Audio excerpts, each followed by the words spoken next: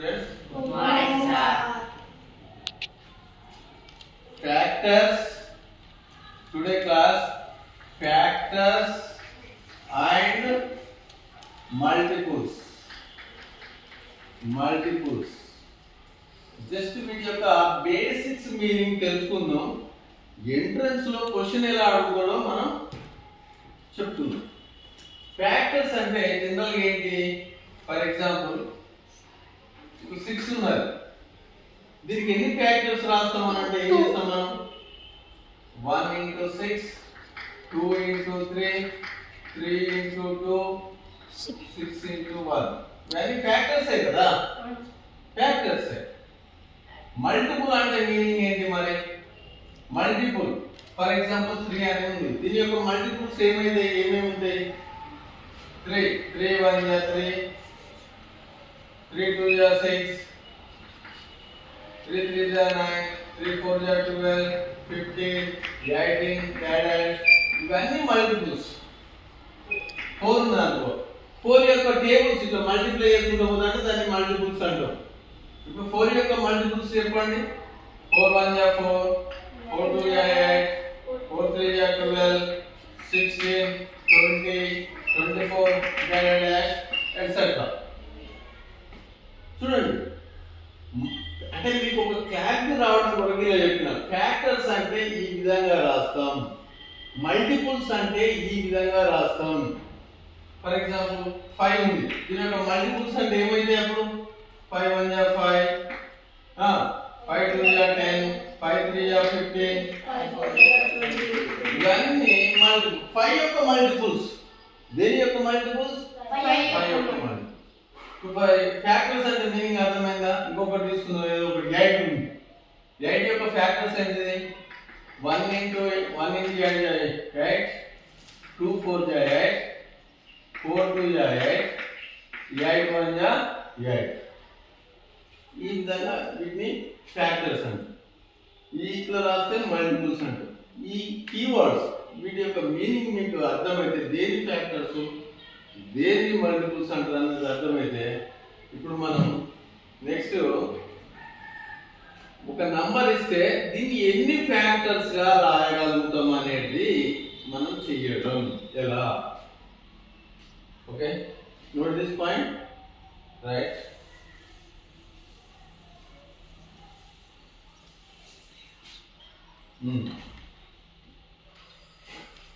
For example 16 ఉంది.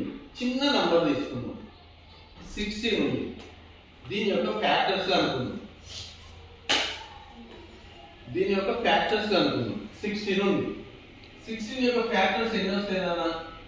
1 16 ja 16, 2 8 ja 16, 4 4 ja 16, 8 2 ja 16, 16 1 ja 16. ఎన్ని వచ్చినాయి? 1 2 3 4 5 వచ్చినాయి. అంటే ఒక 16 ఎన్ని ఫ్యాక్టర్స్ రాయవచ్చు? 5 ఫ్యాక్టర్స్ రాయవచ్చు. జస్ట్ ఒక ఎగ్జాంపుల్ చూద్దాం. 16 factors. How many factors? 5 factors. 5 factors రాయవచ్చు. కానీ ఒక పెద్ద నంబర్ ఇచ్చాడు, దాన్ని మనం ఇవన్నీ చేసేవారు మన ఎంట్రన్స్ టైం అయిపోతుంది కదా. మరి దీన్ని ఎలా చేయాలో చూద్దాం. 16 అని ఉంది. 16 ఎల్సిఎం చేద్దాం. 2 8 ja 2 2 ja 2 4 ja 2 2 ja అంటే 2 to the power of 4. అంతేగా? 2 into 2 into 2 into 2, 2 into 2 into 2 into 2, 2 to the power of 4. Very simple. ఈ పవర్ కు ఒకటి యాడ్ చేస్తే సరిపోతుంది. 4 + 1 5 ఫ్యాక్టర్స్ గా రాసినామా రాయలేదా? రాసినాం. ఓకేనా? ఇంకొకటి సెకండ్ ఎగ్జాంపుల్ కొంచెం పెద్దది తీసుకుందాం. ఎంత అంటే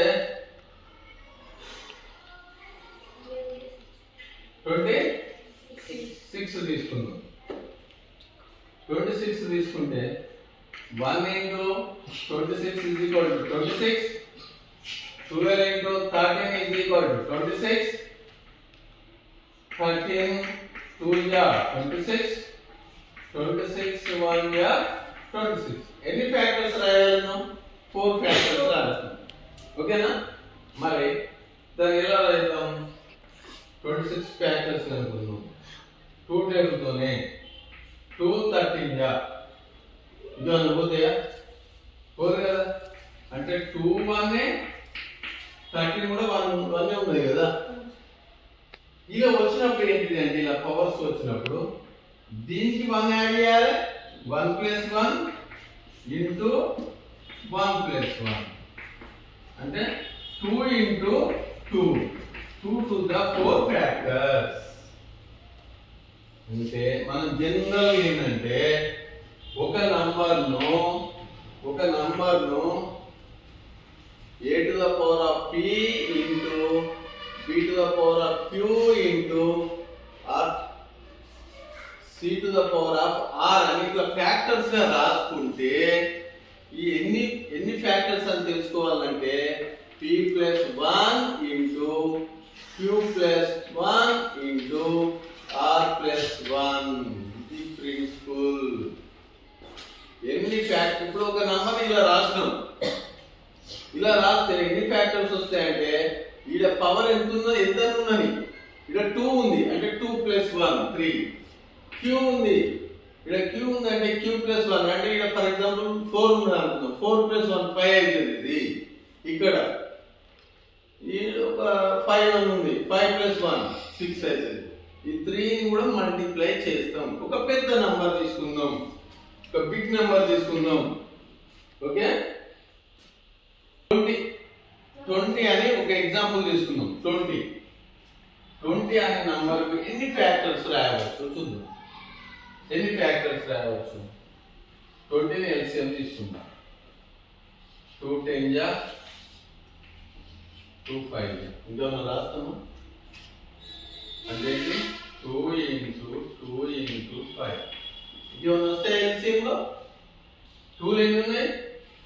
2 2 into 5 to the power of 1 అంతే కదా. 5 ఎన్ని ఉన్నాయి? 1 కదా. 2 ఉన్నాయి అంటే 2 to the power of 2.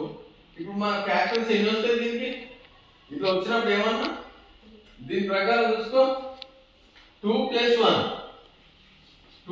1 into దీనికి 1 యాడ్ చేయాలి కదా, 1 + 1 3 into 2 3 2 ja 6 ఫ్యాక్టర్స్ వస్తాయట. 20కి 6 ఫ్యాక్టర్స్ వస్తాయట. ఒకసారి చూద్దాం పట్టు మరి.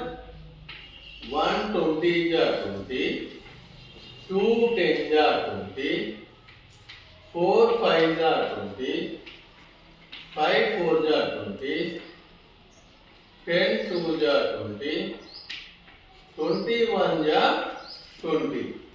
1 2 3 4 5 6 ఇంతకంటే ఏమన్నా ఎక్కువ రాయగలుగుతాం ఫ్యాక్టర్స్? రాయలేము కదా 20కి. అంటే ఎంట్రన్స్లలో ఒక నంబర్ ఇచ్చి దానికి ఎన్ని ఫ్యాక్టర్స్ రాస్తాం అన్నప్పుడు ఇలా చేయడం కష్టం. ఈ రూట్లో టెక్నిక్ రూట్లో చేసి మనం ఎన్ని ఫ్యాక్టర్స్ అయితే వస్తాయో ఈ విధంగా ఫైండ్ అవుట్ చేయాలి. ఓకే.